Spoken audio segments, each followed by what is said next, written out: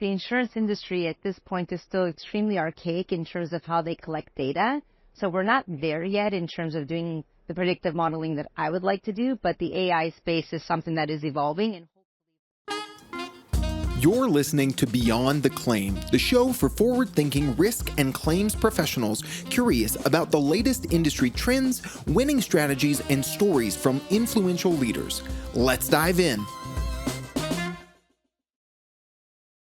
Hello, everyone. Welcome to this episode of Beyond the Claim.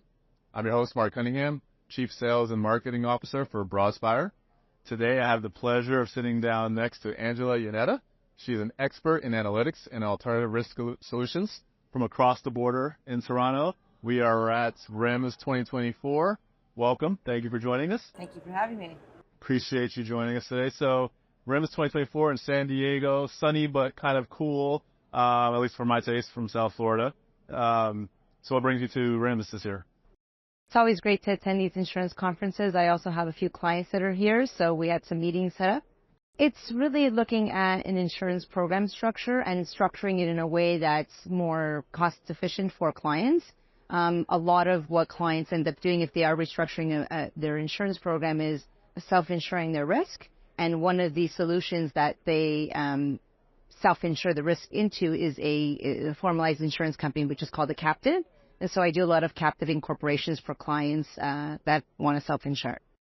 So if I think back to my college orientation, they had the syllabus with all of the different majors available. I don't remember seeing that on the list. So how did you end up in this space? What does your career journey look like? So I graduated university with a pure mathematics degree. And at the time, I didn't know what I wanted to do. So I went back for specialization in statistics. And it was during that time that I met one of my professors who talked to me about becoming an actuary. And at the time, I had no idea what an actuary was. And I started doing some research, and I realized that it's a profession that sits within the insurance world. And I got into the insurance industry as a result of that because I wanted to become an actuary. I'm not an actuary, but 20 years into the business, I do a lot of actuarial pricing, reserving, predictive modeling for large organizations. Excellent. So over those 20 years, similar path within the actuarial segment? Okay. Yes. Always working on the consulting/broker side of the business. I've never worked for an insurer, so I'm always an advocate for my clients. What are some of the major changes you've seen over that time, or even the last 5 years? What do you think has been most significant?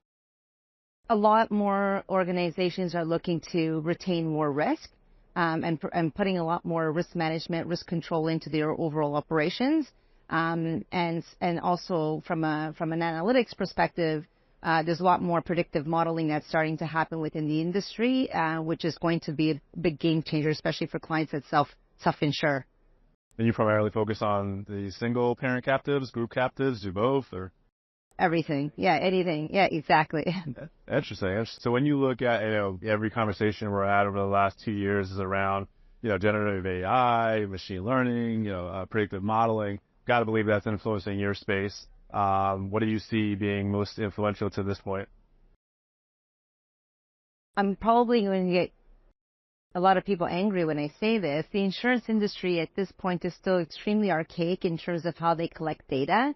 So we're not there yet in terms of doing the predictive modeling that I would like to do, but the AI space is something that is evolving, and hopefully from that perspective, we're going to be able to get enough data for us to start doing some predictive modeling. But I don't think we're there yet, at least not on the commercial risk side.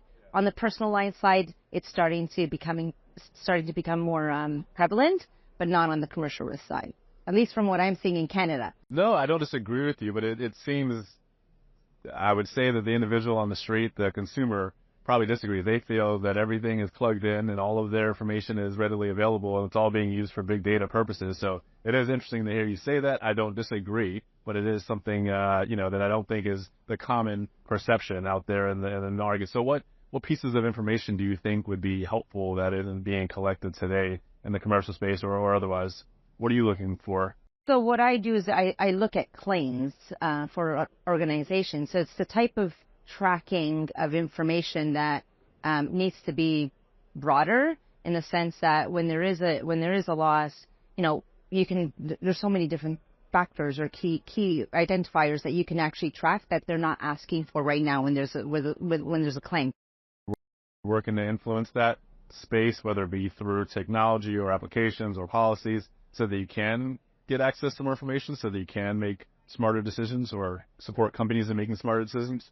Yeah, I mean, it's always talked at the table with my TPAs and with insurers. We try to always educate and get them to collect more information. Sometimes with the Privacy Act, you can't collect a lot of information.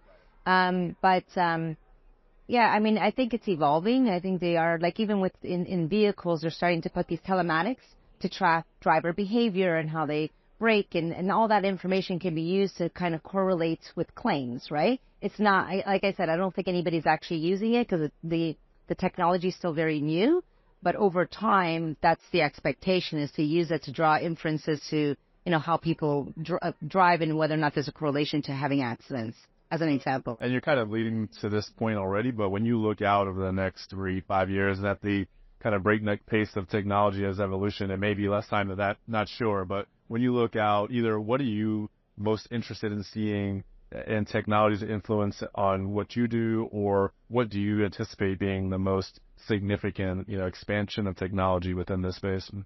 Big data? Is it the AI component? Whatever that really might be. Yeah, exactly.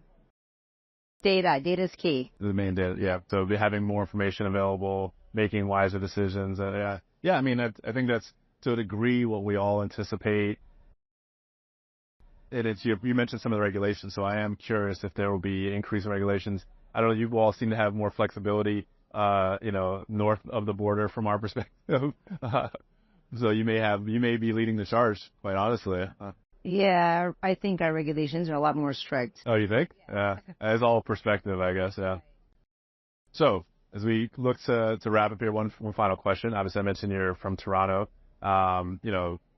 Cross-border clients we do have many clients that are, and we have our Crawford Canada entity who's here as well, but they often have only Crawford or only Canada-based clients. I believe you have cross-border clients as well. Is that kind of what brings you to this Southwest Florida for RIMS? How do you see the U.S.-based clients operating differently or having a unique need from a Canadian-only organization?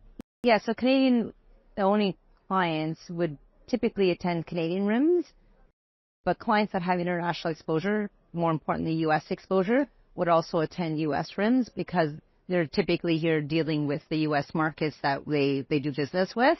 Also, there's TPAs that they deal with. Broadspire could be one of them, or other TPAs that they'll have. There are no other TPAs that exist in yeah, exactly.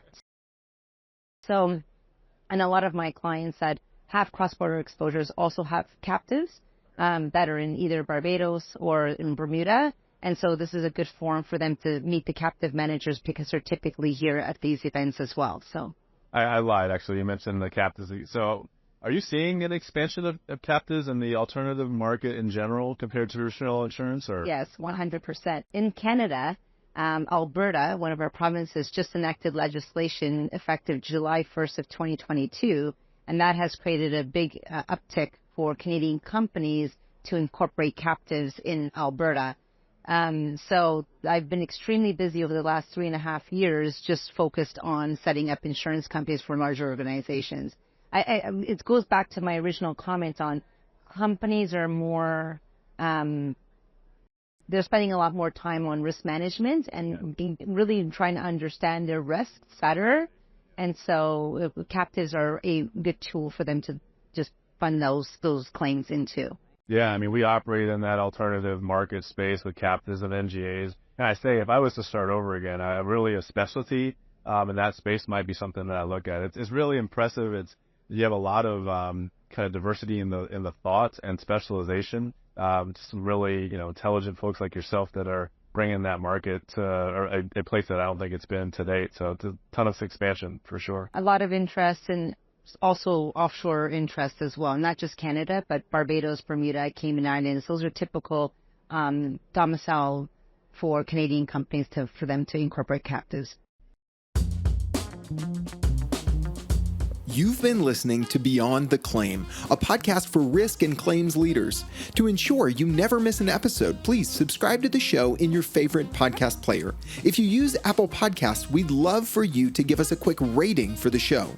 Just tap the number of stars that you think the podcast deserves. Until next time, stay curious and keep innovating.